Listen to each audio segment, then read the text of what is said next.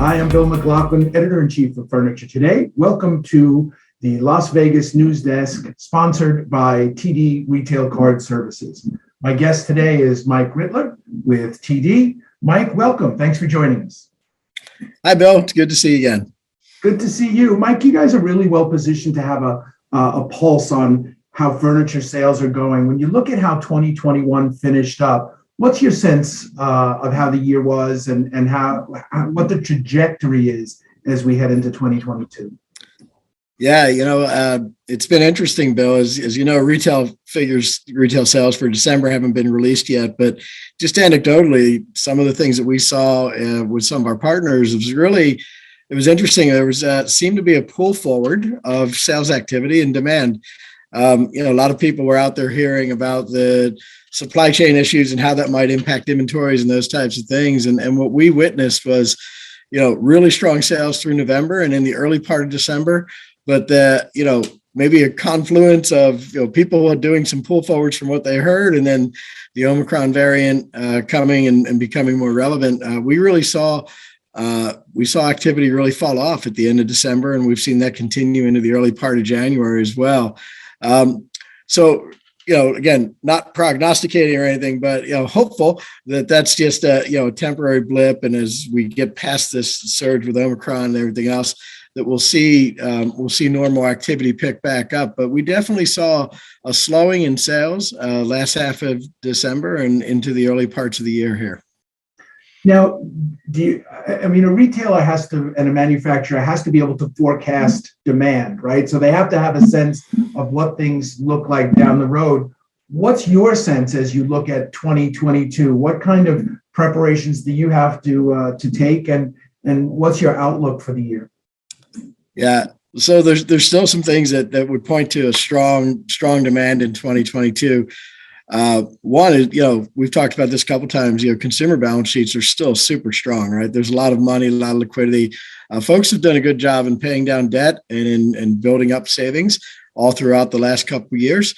And so when you think about the consumer's balance sheet, it's probably the strongest it's been in a long time, which gives the ability to engage in purchasing activity and those types of things. And quite frankly, we did a survey in September that said the consumers were out there and ready. 70% of the consumers said they were likely to make a major purchase, defined as over $500, within the next 6 months. So there's definitely an appetite to spend, and there's money. And whether that happens online, in store, some combination we'll see, right? I think what we've seen over the last 2 years is that having that consistent experience either way is really important, and being able to serve the customer where they want to shop and in the ways they want to shop. But I think, overall, we'll have these temporary setbacks like we've had here with Omicron, and it'll change behavior a little bit. But the long term, it feels like the economy is back on track. It feels like it's getting back to where it needs to be. It may come around in fits and starts, like we've seen a little bit, but the balance sheet is strong, money's there to be spent. And, I would say have your inventories ready, because when people are ready to buy, that's going to be a key determining factor. How quickly can they get what they want, right? People don't love to wait. They'll wait for certain things, but if you can have inventories ready, I'd have them ready. There we go. Great advice.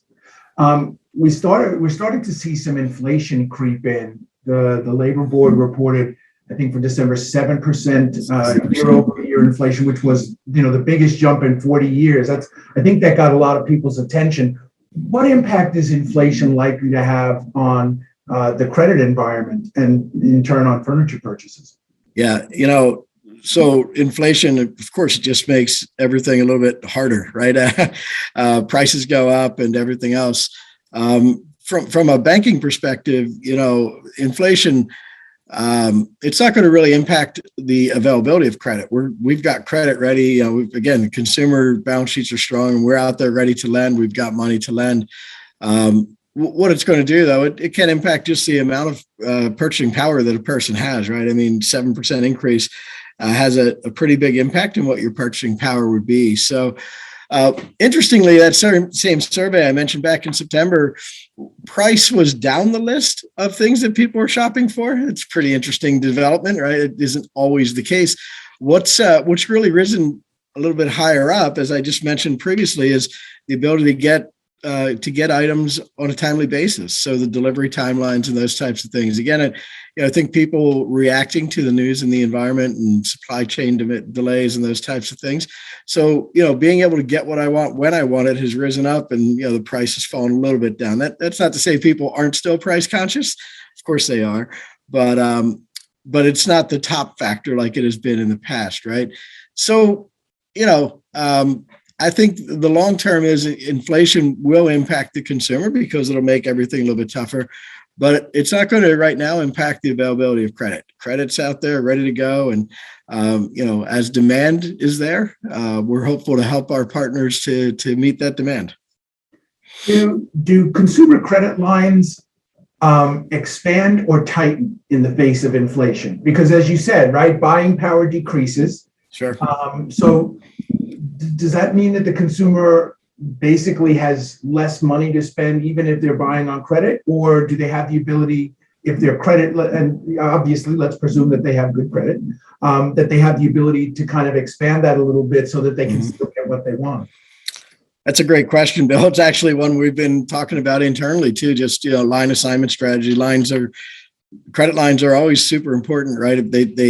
You want to make sure you're giving a customer enough line to be able to meet the purchase that they're trying to make.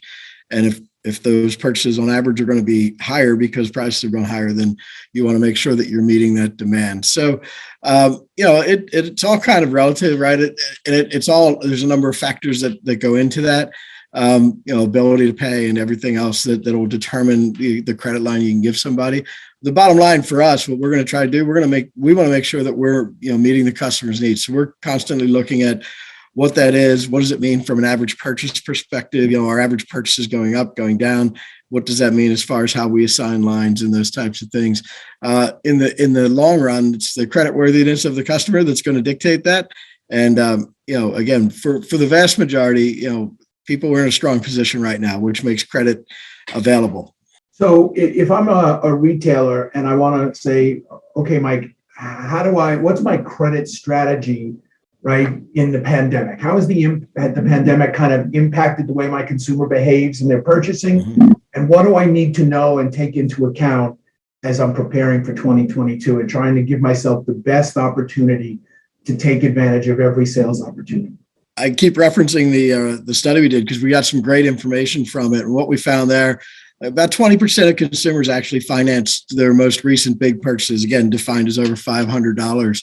And of that, 92% of those folks, 92% of the 20% who used financing said the availability of credit was a key determining factor in helping them make that purchase, right? So credit can play an important role for people to be able to complete a sale and be able to get what they're looking for.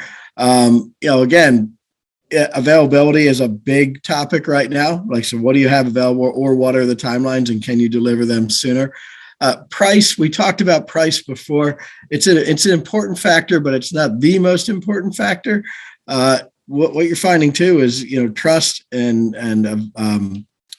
your reputation, right? And again, we've talked about this, I think, in past conversations. Like, what are you known for? Are you known for convenience? Are you known for service, for delivery, for quality?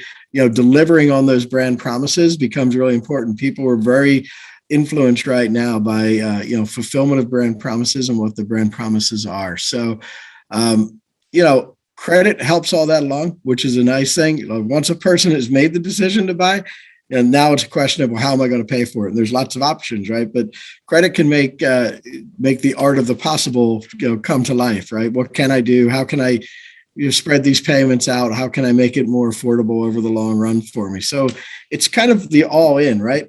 So that it's the retailer needs to have what they're staking their reputation on. They need to have providers like us, like credit providers that help fulfill on that promise, right? And kind of speak the same language as they're speaking. And then, it's serving the customer in the way they want to be served. So there's a kind of that full circle and making it all work.